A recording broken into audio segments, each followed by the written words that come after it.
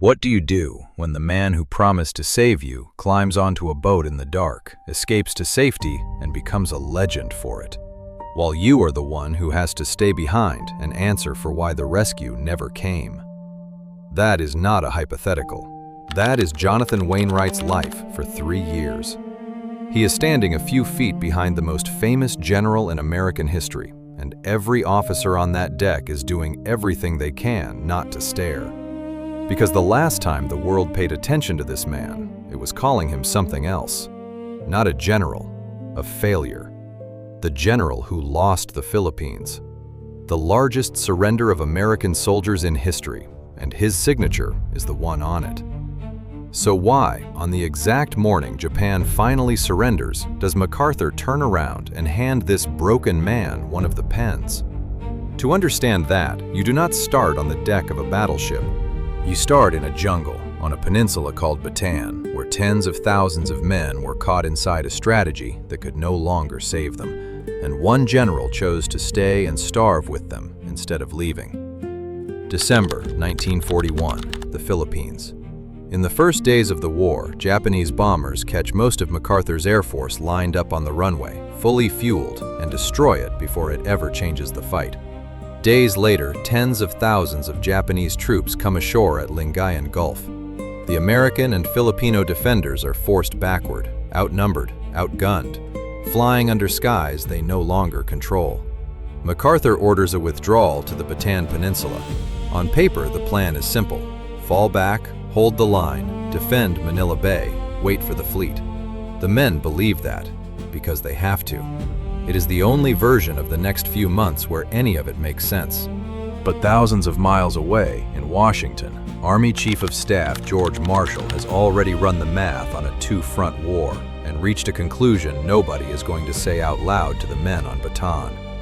Europe comes first. The Pacific holds with what it has, which means the men now crammed onto that peninsula are caught inside a strategy that can no longer rescue them in time. Nobody sends that memo to Bataan.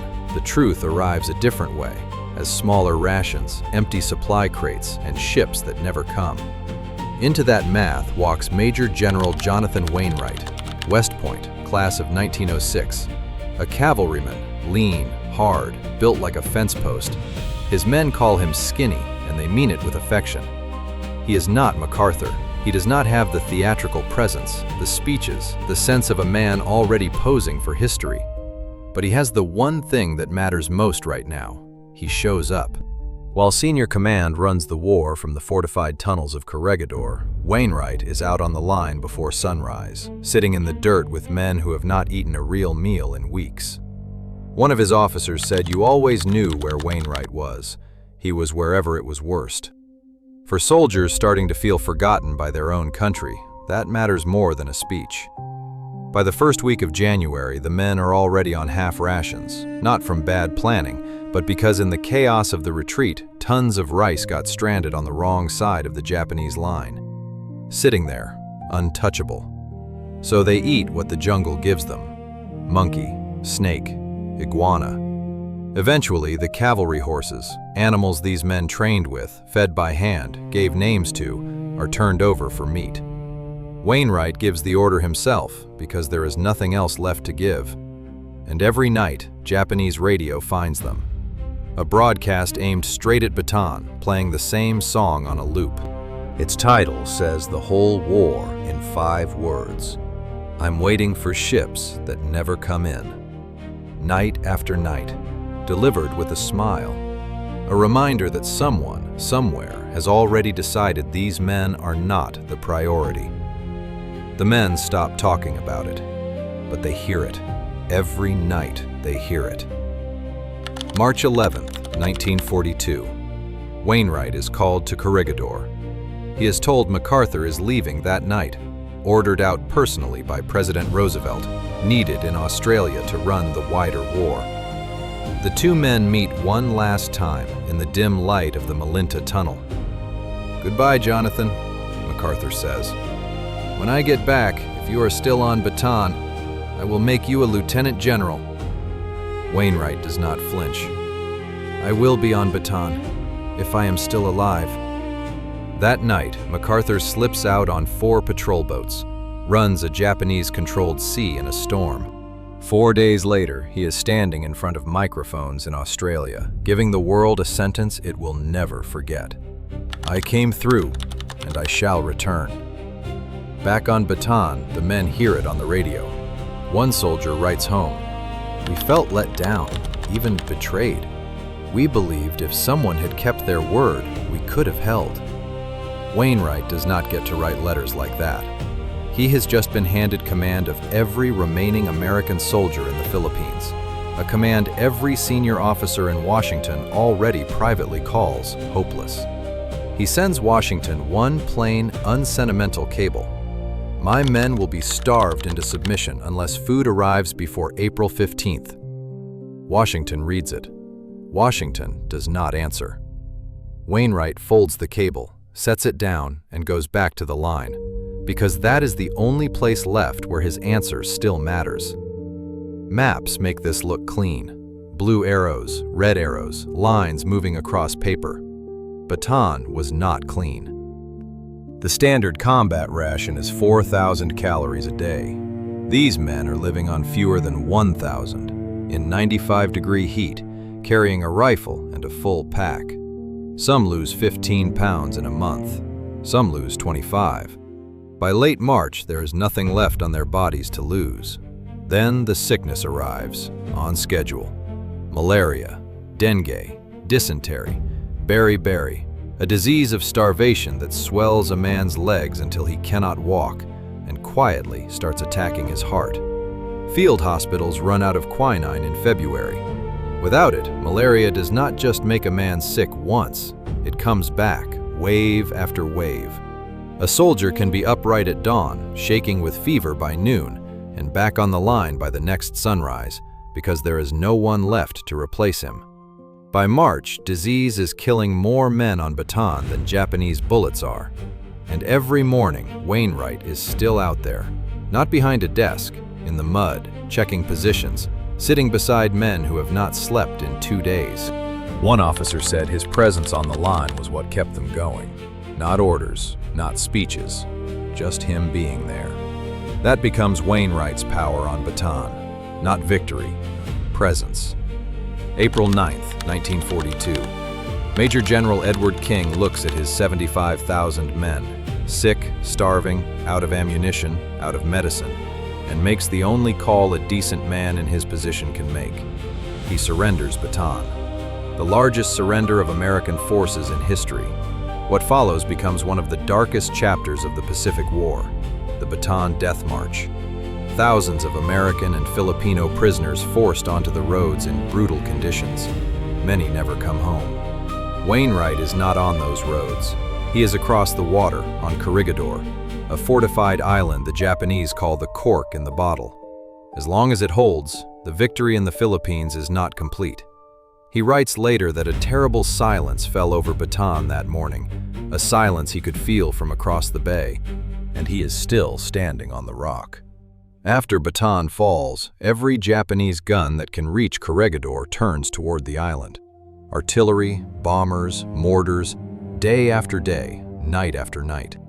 Inside the Malinta Tunnel, soldiers, staff, and nurses live underground, breathing air thick with smoke, antiseptic, and fear.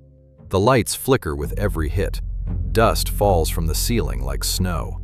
Above ground, nothing stands for long. Positions are smashed, guns are buried, communication lines break. Wainwright moves between the tunnel and the surface, checking guns, talking to men, acting like someone who still believes the rock can hold. Whether he believes it himself, he keeps to himself. On May 1st, he sends Roosevelt a message with no drama in it at all, just a diagnosis. There is a limit of human endurance, and that point has long been passed. 4 days later, at midnight, the Japanese come ashore. The defenders, exhausted, starving, running on almost nothing, meet the first wave and tear it apart. Bodies in the water, boats burning. For a few hours, it looks like the rock might hold. It does not. Japan has men to spend. Wainwright does not. By the morning of May 6th, tanks are moving inland. Wainwright walks through the tunnel one last time. Wounded men lining the walls on stretchers, nurses still working in the half-dark, soldiers who have survived months of hunger and bombardment, waiting to learn if their commander will ask them to die for one more gesture. That is the real question. Not whether Corregidor can win. It cannot. The question is whether more dying will save anyone. He knows what the word will cost him. He knows some people far from that tunnel will never understand it. But he also knows what happens if Japanese troops break into the tunnel while the fighting continues. The wounded slaughtered, the nurses taken in the chaos, men who already gave everything dying for pride instead of purpose. So Wainwright chooses the thing that will hurt him most. He sends 2 officers forward under a white flag. Then he goes to face the Japanese himself. He does not send someone else to carry that part. 1:30 in the afternoon, May 6, 1942. Wainwright surrenders Corregidor, not because it is clean, because refusing to would only fill the tunnel with more bodies. Before the Japanese take control, American soldiers burn what cannot be captured: code books, classified papers, and the regimental colors, flags that had flown through the whole siege, torn from their poles so no Japanese soldier will ever hold them as a trophy. Wainwright watches them burn. He knows exactly what word the newspapers back home are going to use about him: surrender. He accepts that. What he will not accept, what was never on the table, is walking out of that tunnel and leaving those men to be slaughtered for his pride. For Wainwright, surrender is not the end of the war. It is the beginning of a different one. The Japanese move him through a chain of prison camps, the Philippines, then Formosa, then a frozen compound deep in Japanese-occupied Manchuria. He is the highest-ranking American prisoner of the entire war. It buys him nothing. No private quarters, no special rations. He stands in the same lines, eats the same thin soup, sleeps on the same wooden planks as every other man there.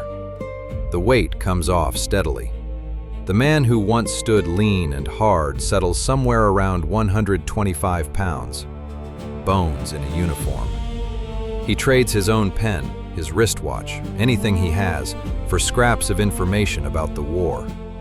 He does not know about Midway, does not know about Guadalcanal, does not know the island-hopping campaign is slowly grinding its way toward Japan. But the hardest thing to survive is not only the hunger. It is not knowing what his own country thinks of him. Does America understand what happened on that rock? Do the families of the men on Bataan? Or does everyone remember only the surrender? Inside the camp, that question becomes its own prison. So Wainwright holds on to the rituals of command. He stands as straight as his body allows. He keeps military courtesy alive. He calls men by rank. He reminds prisoners they are still soldiers, even with their weapons gone. Because captivity does not only try to starve a man, it tries to rename him. Prisoner, defeated man, forgotten man. Wainwright refuses that. For 3 years and 3 months, that is the entire war for Jonathan Wainwright. Wake up, stand up, endure one more day, and do it again tomorrow. Japan expected the Philippines to fall quickly. Instead, Bataan and Corregidor dragged the timetable out for months. In June 1942, the U.S. Navy meets the Japanese fleet at a small island called Midway and sends 4 aircraft carriers to the bottom of the Pacific in a single day. The moment Japanese naval air power breaks for good.